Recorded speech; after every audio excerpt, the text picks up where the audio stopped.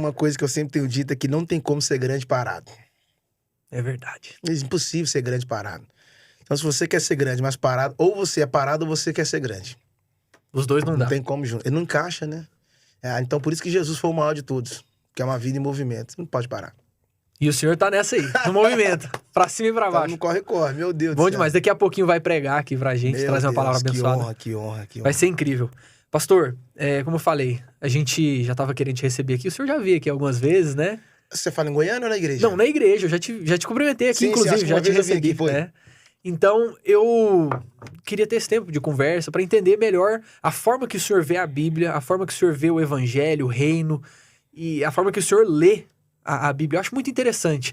De onde é que vem esses insights, essas ideias, essas coisas que parece que às vezes a gente lê e não entende? Como é que vem? Como é que é isso aí? Rapaz, então, tem um texto lá de Efésios 1,17, Paulo falou assim, ó, eu oro ao Pai de nosso Senhor Jesus Cristo, que vos deu espírito de sabedoria e de revelação. Então, assim, não tem como você ter o conhecimento e abrir mão da revelação. A revelação é algo tão extraordinário que você consegue enxergar o que todo mundo está enxergando, porém de um ângulo diferente. Então, assim, isso vem em questão de estudo, isso vem em questão de pessoas que você conhece. Por exemplo, eu conheço 3 caras que são, assim, fenomenal. Acho que todo podcast eu falo deles. Pastor Joaquim Cantagalli, que é um cara profundo na escritura, um cara maravilhoso. Pastor Gil Dias, que é um outro cara no nível muito profundo. E um amigo chamado Maurício Tolentino. Esse é brabo mesmo. Então você vai caminhando, você vai começando a ver os esqueletos dos caras, o que eles vão falando, o que eles vão colocando na mesa. Você começa a perceber, mano, dá pra ir mais fundo aqui. Ó, esse negócio que dá pra mexer. Porque, assim, é um horizonte muito grande a Bíblia. A Bíblia é um mar. A Bíblia é um poço. Quanto mais você cava, mais descobriu que não cavou nada, entendeu? O grave problema é que a galera lê a Bíblia pra tirar coisa dela. E, na verdade, você tem que ler a Bíblia pra ela tirando coisa de você. Uau. Porque quanto mais você lê a Bíblia, mais ela te lê, né? Não é só extrair o que tá lá dentro, mas ela precisa arrancar alguma coisa que tá aqui dentro. Então, quando você consegue permitir que ela mexa em você, ela vai te revelar coisas extraordinárias. E outro detalhe, a graça da revelação é que ela não vem a hora que você quer. Porque senão fica muito fácil, não é uma lâmpada de Aladim. Por isso que tem um texto lá de H, que ela estava perdida no deserto, e o texto diz que ela estava perto de um poço d'água e não via o poço. Porque a revelação não é a hora que você quer. Aí a Bíblia diz que Deus abriu os olhos dela, ela foi e viu o poço. E é engraçado que Deus mostrou onde tinha água, mas não deu água na boca. Uau. Deus não vai colocar água na sua boca quando ele sabe que você tem maturidade suficiente para ir lá e... É verdade. E já tava lá, né? Tá lá, o mano. poço tava lá. Da mesma forma, então, é assim que o senhor vê as escrituras. Sim. E qual a importância dessas inspirações? O senhor citou 3. Qual a importância de nós termos pessoas que são referências, que nós acompanhamos e nos inspiramos nelas? Então, ninguém nasce grande. Ninguém nasce sabendo. Então a vida é uma escola. Quanto mais você assenta para aprender, mais depois você tem habilidade para ensinar. Acredito muito que a vida não traz quem você pede, a vida traz quem você precisa. E todas as vezes que Deus traz alguém melhor do que você, para perto de você, é para te evoluir. Por isso que todas as vezes que você compara, você para. A comparação é a matemática de um frustrado. Uau. Quem compara, para.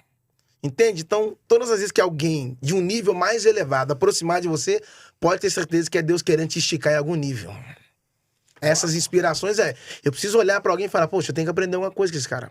Entende? Eu não posso estar perto de um Gamaliel e não distrair nada dele. Se você traz um cara sábio para perto de você, a primeira coisa que você precisa arrancar dele é o que está no cérebro dele e não o que está nas mãos dele. Porque mão de obra você acha em qualquer lugar, irmão. Agora, mentes pensantes...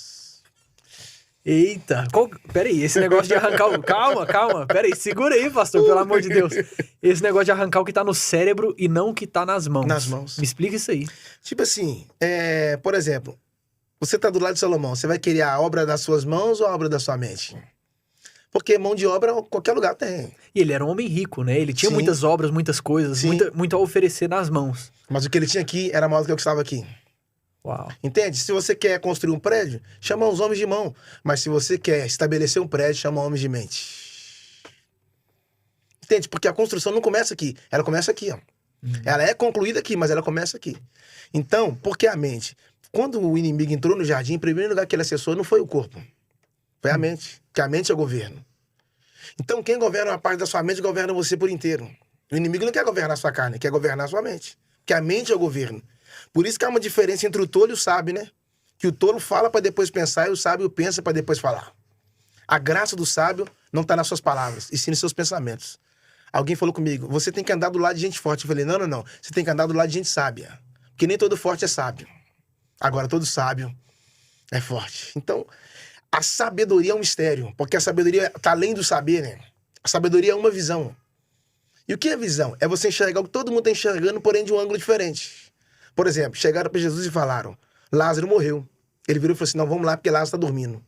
Estava enxergando o que todo mundo estava enxergando, porém de um ângulo diferente. Todo mundo via a morte. Só Jesus enxergou vida. Uau, uau, uau. Sábio, visão, forte. Isso Demais. era Jesus, né? E outra coisa, Cris, as pessoas confundem, porque a ideia de Deus não é te dar um novo óculos, é te dar uma nova visão. É diferente isso aí. É claro, porque o óculos é você enxergando na visão do homem. A visão é você enxergando na visão de Deus. Porque quem tem a visão não fala do que vê, né? Quem tem a visão fala do que crê. A visão é você enxergar o que está por trás da parede. A visão é você enxergar um prédio pronto, quando na verdade os seus pés só estão no terreno. Mas você está falando de quê? Porque a visão tem a ver com o futuro e não com o passado. Não confunda vista com visão. A vista revela de onde você saiu e a visão mostra onde você pode chegar. Qual foi o erro da mulher de Ló? Não tinha visão. Deus falou, não olhe para trás. É uma regra simples, né, Cris? Não olhe para trás. Por que não olhe para trás? Porque tem 3 coisas aqui. Primeiro, não tem como andar para frente olhando para trás. Segundo, a mulher saiu da cidade, mas a cidade não saiu de dentro dela. E terceiro, não permita que uma movimentação errada te paralise para sempre. Ela olhou para trás e nunca mais conseguiu olhar para frente. E Deus está nos dando oportunidade para olhar para frente, para nunca mais querer olhar Para trás. Glória a Deus. É a visão. E isso quem entrega é Deus. É claro, porque a visão, ela tem a ver com a construção. Visão não tem a ver com o passado, tem a ver com o futuro. Por isso que todo filho precisa de um pai. Porque pai não é o que cria, pai não é o que alimenta, pai não é o que sustenta, pai é o que dá destino. Os pais são arco e os filhos são flechas, né? O arco não vai, mas ele libera as flechas para ir. Então, aonde seus pais não chegaram, Deus vai começar com você. Amém, glória a Deus. Pastor, Entende? quando o senhor está citando esses trechos de sabedoria, de conhecimento, sempre eu vejo citações de personagens bíblicos, né? Correto. De pessoas. Assim como tem inspirações que estão vivas hoje, o senhor citou essas 3 pessoas, existem inspirações na Bíblia. Sim. Pro senhor, claro, além de Jesus. Quem é a sua maior inspiração dentro dos personagens bíblicos? My God, que pergunta.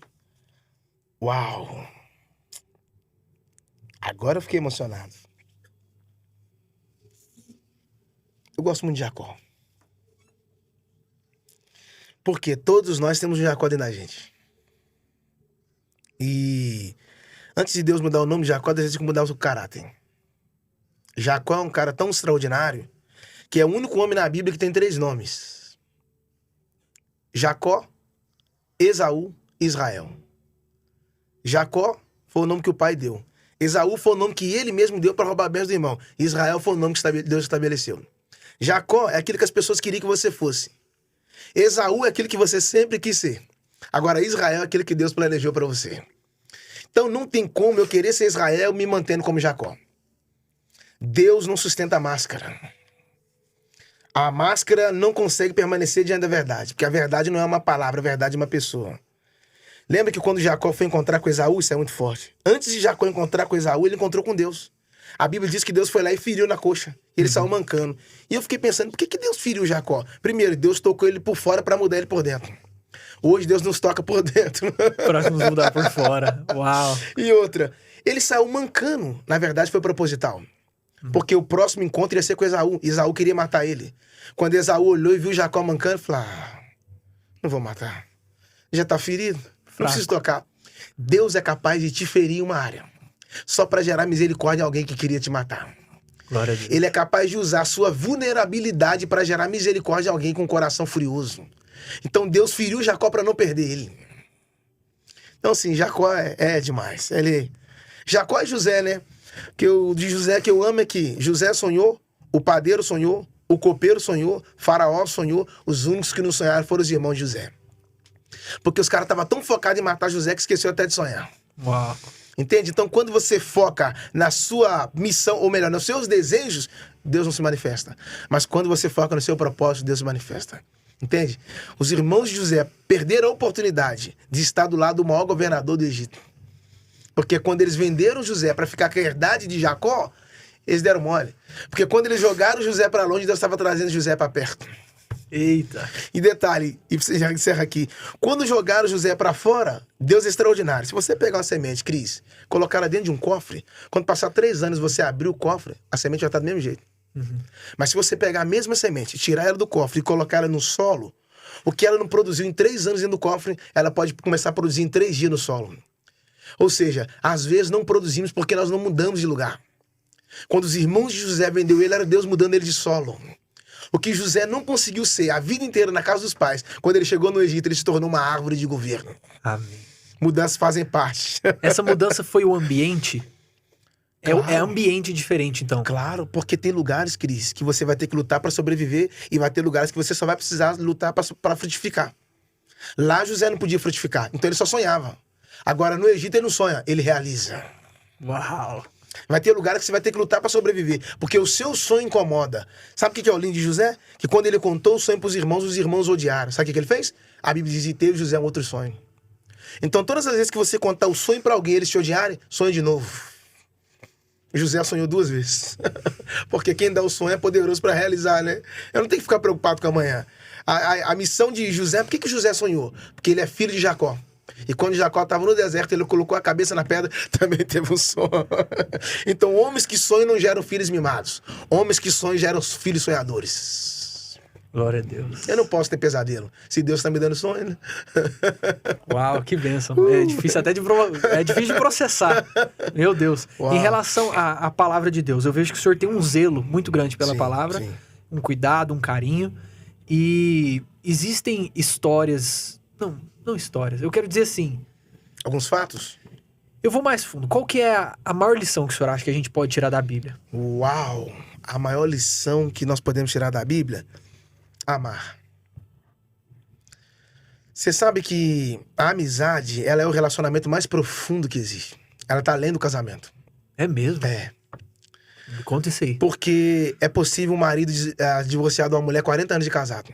Mas não existe divórcio entre amigos. Amigos não se separam. É possível no dia da morte de alguém, a esposa não ir, ou o marido não ir. Mas no dia da morte de uma amiga, ele vai estar lá. Quer uma prova? Quando Jesus foi para a cruz, tinha um amigo lá, o João. Por quê? Amizade naquilo que você tolera, amizade é aquilo que você desfruta. Para os colegas, você revela o que está na sua mente, mas para os amigos, você expõe o que está no seu coração. Por isso que com colega você faz anel, mas com amigos você faz alianças.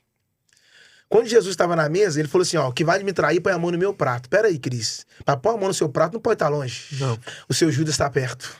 Meu Deus. Só que você só pode se considerar maduro quando você aprender a sentar na mesma mesa com alguém que pode te trair. Quando Judas estava na mesa, não estava revelando os planos dele, estava revelando o caráter de Jesus.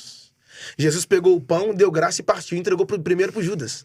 Que a cultura dizia, a cultura judaica, quando você parte o pão, você entrega o primeiro pedaço para a pessoa mais importante. Era Jesus dizendo para Judas, ainda que eu não sou importante para você, você é importante para mim.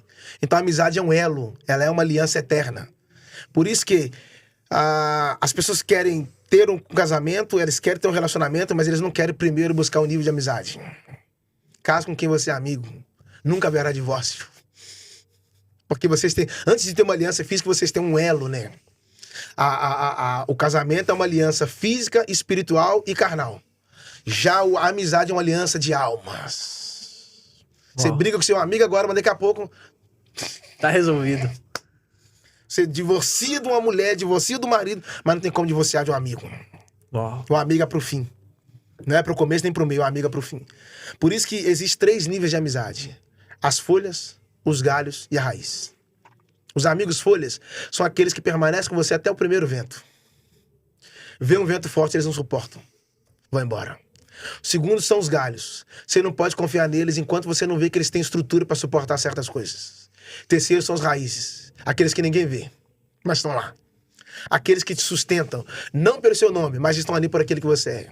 Entende? Então, a amizade não tem a ver pelo quantas pessoas estão em sua volta. A amizade tem a ver pelo quanto que você consegue alinhar o seu coração com o coração deles. Alinhamento não é ter a mesma aliança, é ter o mesmo coração. Não é estar debaixo do mesmo teto, é estar debaixo do mesmo propósito. Não é só estar na mesma mesa, mas é estar no mesmo destino. Para mim, na Bíblia, a maior lição que existe é a amizade. Por isso que Deus chamou Abraão de amigo. E Jesus nos chama de amigos. Quando né? Jesus chamou os discípulos, ele falou assim, ó, Jesus tinha 2 amigos, que eram Judas e Lázaro. Ele falou, Judas, quando beijou ele, que nem todo mundo que te beija te ama. Meu Deus. Tem gente te beijando de dia, mas te traindo de noite. Misericórdia. É o beijo mais frio da história. Beijou, mas nunca amou. E aí Jesus falou assim, vamos lá, porque o meu amigo está dormindo, Lázaro. Então Jesus tinha 2 amigos. A amizade é um nível de promoção. Quando Jesus ressuscitou, ele apareceu para os discípulos e falou, agora eu não chamo mais vocês de servos, porque os servos não sabem o que faz o seu Senhor. Agora eu vos chamo de amigo. Isso foi quando eles entenderam o plano de Deus por completo, né? Nós temos um elo, nós temos uma aliança, somos amigos. A amizade é tão forte que Saul queria matar Davi, vale a pena falar isso. Porque assim, Cris, as guerras estão de acordo com o seu nível, mano. O que fala que você cresceu não é as pessoas. O que fala que você cresceu não é o Instagram. O que fala que você cresceu é o nível da sua guerra. Por isso que você não tem que mudar a sua luta, você só tem que mudar a sua forma de lutar. Quando Davi era menino, ele enfrentava urso e leão. Quando ele foi ungido, começou a enfrentar um gigante. Quando ele se tornou rei, sabe quem perseguiu ele? Um outro rei, Saul. Você percebe que ele vai subindo de nível? Sim. Agora ele tá lutando com um rei, rapaz. Por quê? As guerras, os seus embates, as suas pelejas revelam que nível que você tá. Quando Saul quis perseguir Davi, sabe quem ajudou ele? Jonatas. Jonatas traiu o pai? Não, porque eles tinham uma aliança. Por isso que eu tô te falando que a amizade é tão forte que ao invés de Jonatas ajudar o pai a perseguir Davi, ele falou assim, não, eu tenho uma aliança com ele. Vou ajudar meu amigo. Vou ajudar meu amigo. Uau. Entende? Então, assim, é muito sério isso. A amizade é muito profunda, é uma aliança de almas. Isso é muito forte. Pastor, nessa questão aí que o senhor mencionou sobre as guerras, qual é a minha mentalidade hoje, na minha vida, quando eu estiver lidando com as minhas guerras? Como que eu devo pensar, como que eu devo agir, ao que eu recorro? Então, a primeira guerra começa na mente. Por isso que tem pessoas que dormem cansadas e acordam cansadas. Porque o corpo deitou, mas a mente continuou guerreando. Sabe qual é a maior tragédia? É quando você volta de um campo de batalha, mas a sua mente continua batalhando. Por isso que a Bíblia diz em Salmo 128, que Salmo 125, que o Senhor dá bênção aos seus amados enquanto dormem. Há um plano no dormir. Por quê? Não adianta, porque tem gente que está em guerra, mas dentro dele está em paz.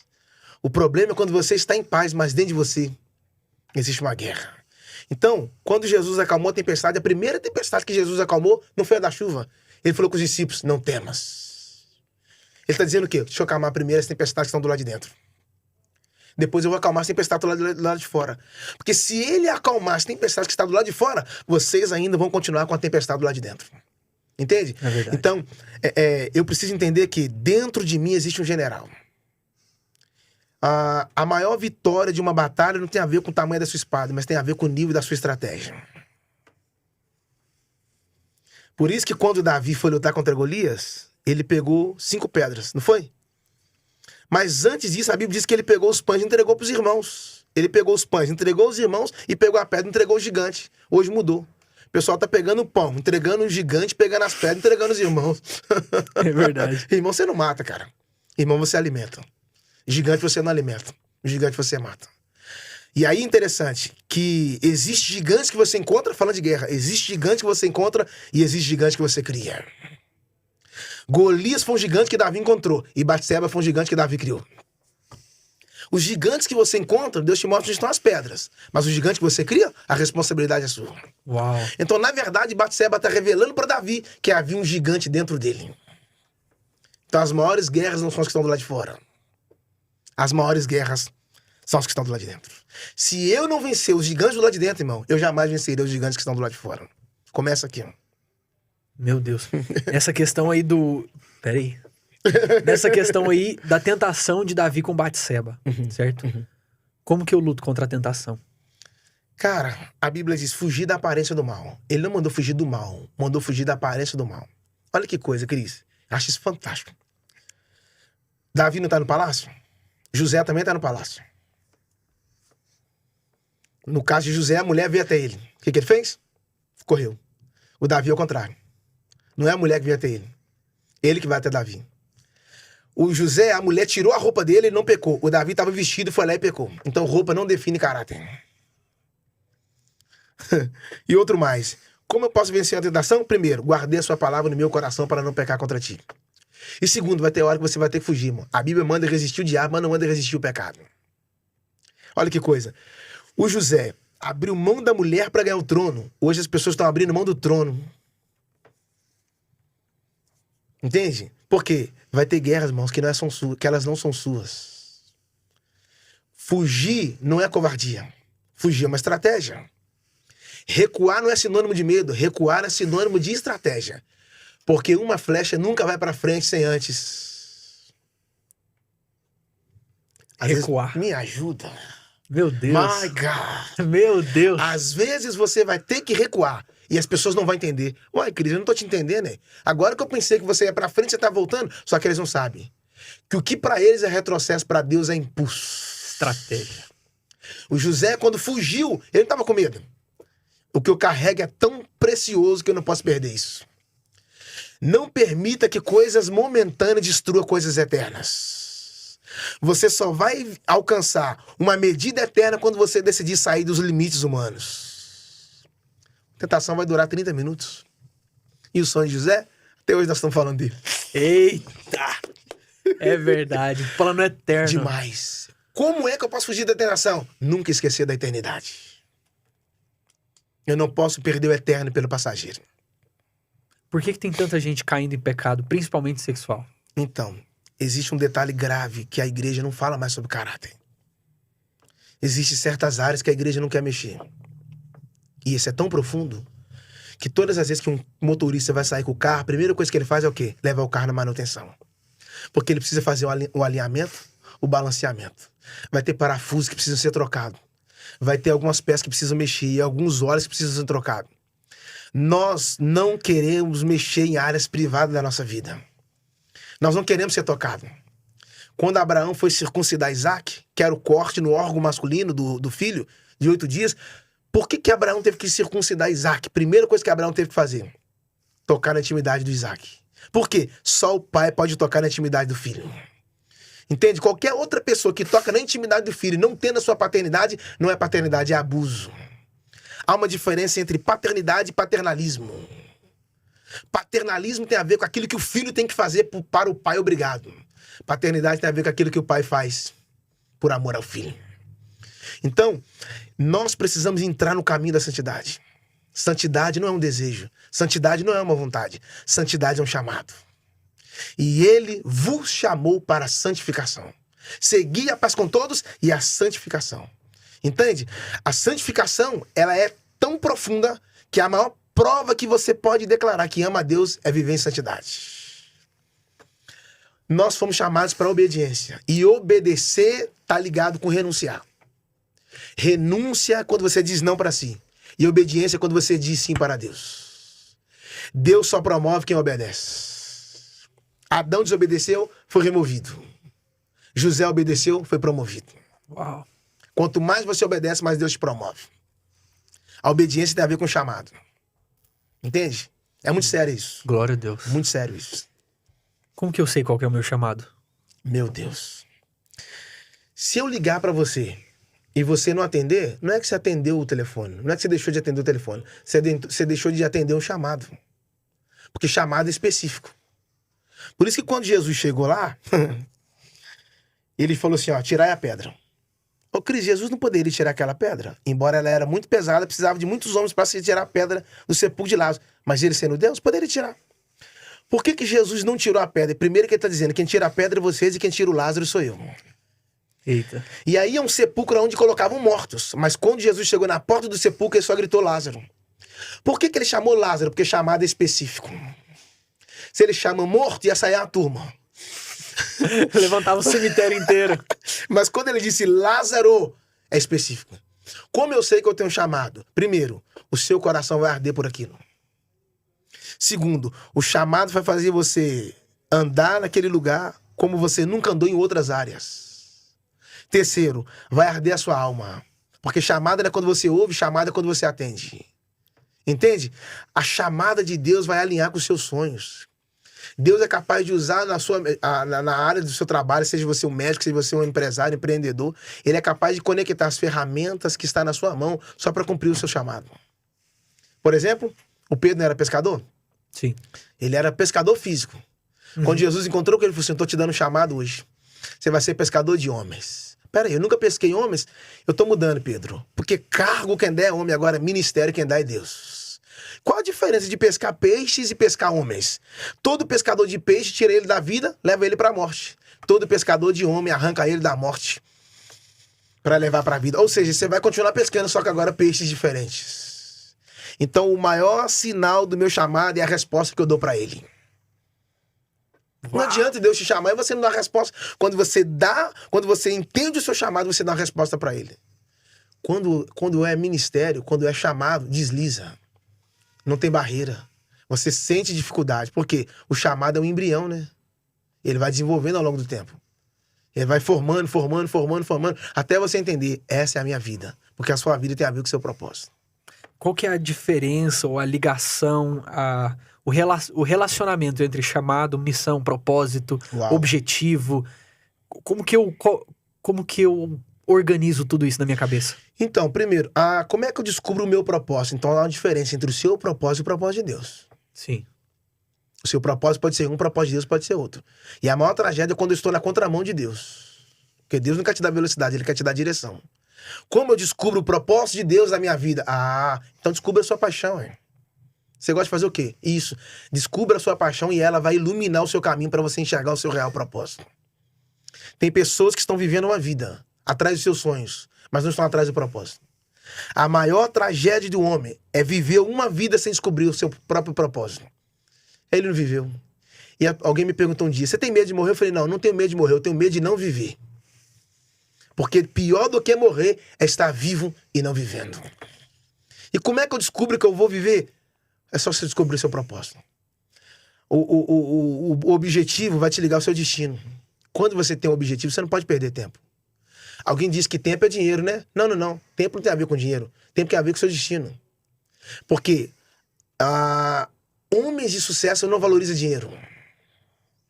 Homem de sucesso valoriza tempo. Por isso, o segredo do teu sucesso é como você utiliza o seu tempo vago. Tem gente que tá com o relógio no braço, mas tá parado. Tá fora do tempo. O relógio não é para mostrar apenas um tempo. O relógio é para te dar um objetivo. Quem não tem objetivo? Por isso que os grandes homens sempre andam com o relógio no braço. Porque para eles... O tempo inteiro. Toda hora. Você tá aí? O relógio é tão importante que não tá falando do dinheiro. Eu não posso perder tempo. E a minha geração, infelizmente. Talvez eles não entenderam a questão do chamado, do propósito. O propósito é a missão que você cumpre. O chamado é uma vocação que nasce dentro de você. Você não escolhe o chamado. É o chamado que escolheu você, ué. O seu chamado já nasce lá dentro. E as pessoas não conseguem entender isso porque nós estamos tão... Existe um problema hoje, Cris, muito pesado, chamado distração. Como o diabo pode matar o propósito de Deus na minha vida? Como o diabo pode destruir o chamado de Deus na minha vida? Me distraindo. Eu estou distraído. Eu estou tão distraído com as minhas coisas que o tempo tá passando. E o tempo não volta, né? Quando eu tentar recuperar o tempo, já passou. Porque eu estou preocupado com a distração. E a distração é uma arma de destruição em massa. Se o diabo não conseguir destruir você no pecado, ele vai te distrair. Porque é uma arma silenciosa. Você não tá nem percebendo. Você tá vivo, mas tá indo pro caminho errado. Você tá ali, nossa, eu tô... Porque as pessoas acham que o segredo é ter a agenda cheia. Eles chegam pra mim e falam, irmão, como é ter uma agenda cheia? Eu falei, eu não sei. Porque pra Deus, a agenda não vale nada. Porque pra Deus o que vale é você ser frutífero. Tem muita gente que tem uma agenda cheia, mas tá vivendo uma vida vazia. Ele só funciona, mas ele não flui. A ideia de Deus não é fazer você funcionar, é fazer você fluir. Nem tudo que funciona flui, mas tudo que flui funciona. É isso. A distração nos roubou do secreto. A gente não ora mais. Para Deus iluminar os meus próximos passos e eu descobrir o meu chamado, descobrir o meu propósito, o meu desígnio, eu preciso estar em oração. Porque a oração é a maior forma de você... A oração oxigena a intimidade. A oração é a chave do secreto. E Deus só dá segredo para quem tem secreto. Mas como eu estou distraído... Deus só dá segredo para quem tem secreto. Tem secreto. Eu estou distraído. A distração me roubou do secreto. Estou tão preocupado com o meu Instagram que toda hora eu fico nele.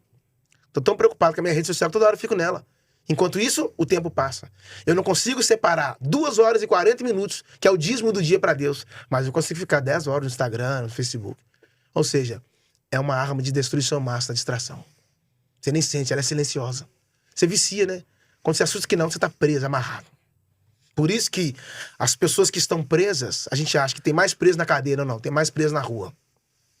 Tem mais gente presa na calçada do que no penitenciário.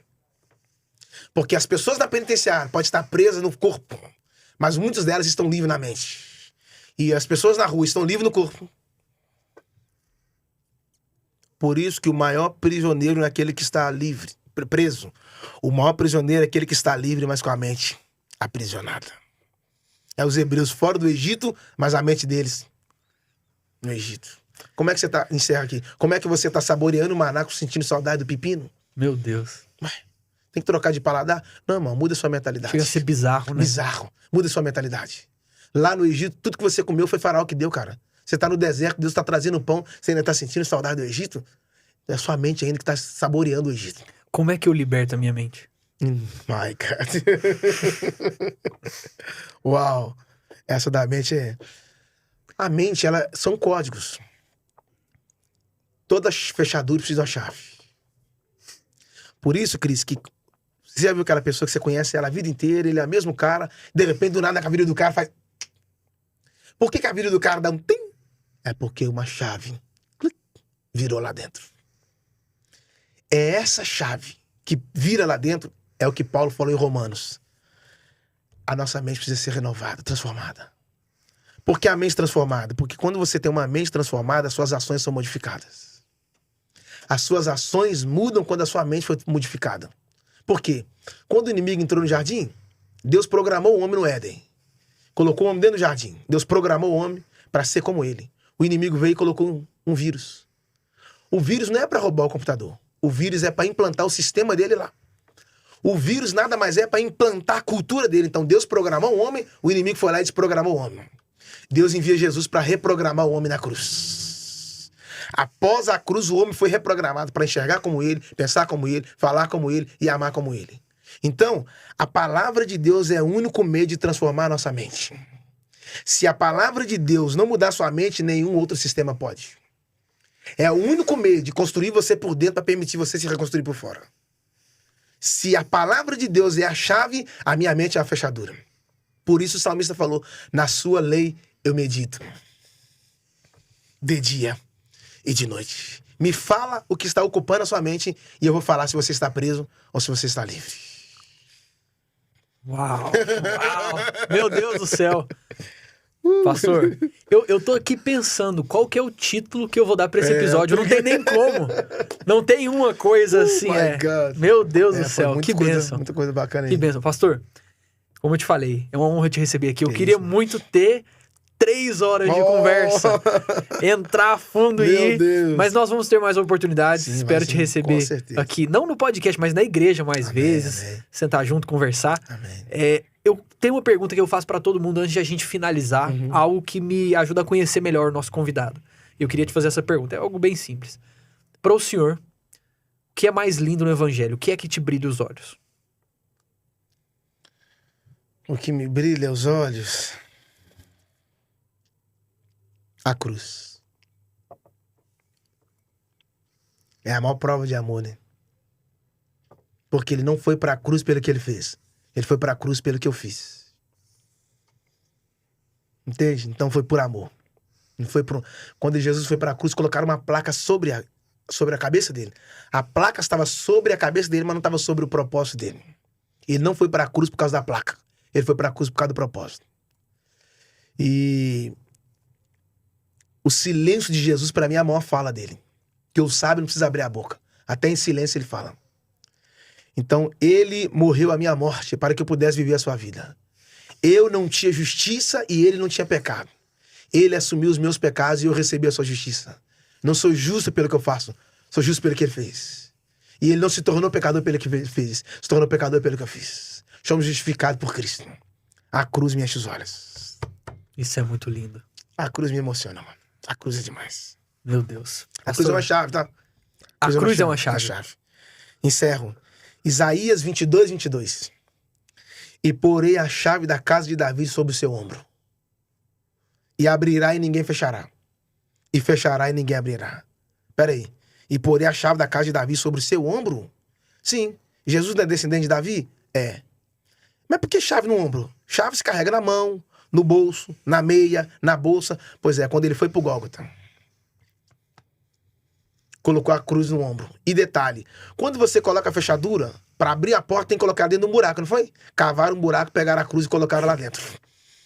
E mas abriu o quê? E aí que tá o detalhe, que em Hebreus 10 diz que foi aberto um caminho novo pelo véu da sua carne. Que Jesus é a porta, né? Então, quando colocou Jesus na cruz ali, colocou a cruz pendurada, foi mesmo que o Deus estivesse fazendo assim, ó, deixa eu abrir a porta da graça e deixa eu fechar a porta da lei. Porque pela graça sois salvos. Não vem de vós. É dom de Deus. Glória a Deus, a maior chave da história. Meu Deus do céu. Pastor Jackson Marques. Oh, cara. Muito obrigado, muito obrigado. Que isso, Foi uma honra te receber. A honra é minha. Ter esse tempo de mesa aqui com o senhor. Tamo junto sempre. E espero que seja a primeira de muitas vezes. Tamo Tamo junto. junto, valeu. Papai. Valeu, obrigado. Valeu. E pra você que ficou aqui até o final, eu espero que você tenha gostado. Na verdade, se você ficou aqui até o final, é porque você gostou. Então, eu te agradeço muito, muito obrigado pela sua presença. Te lembrar aí, mais uma vez, curte esse vídeo aqui, compartilha com a maior quantidade de pessoas possível.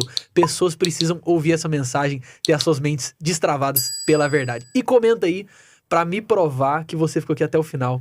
Pastor, normalmente, pra provar que a pessoa ficou aqui até o final, a gente pede pra ela comentar algum trocadilho, alguma coisa que tenha referência com alguma coisa que a gente falou. Mas eu fiquei tão imerso que eu não pensei em nada. O que a pessoa comenta aí pra provar que ela ficou até o final? Uma frase, uma palavra.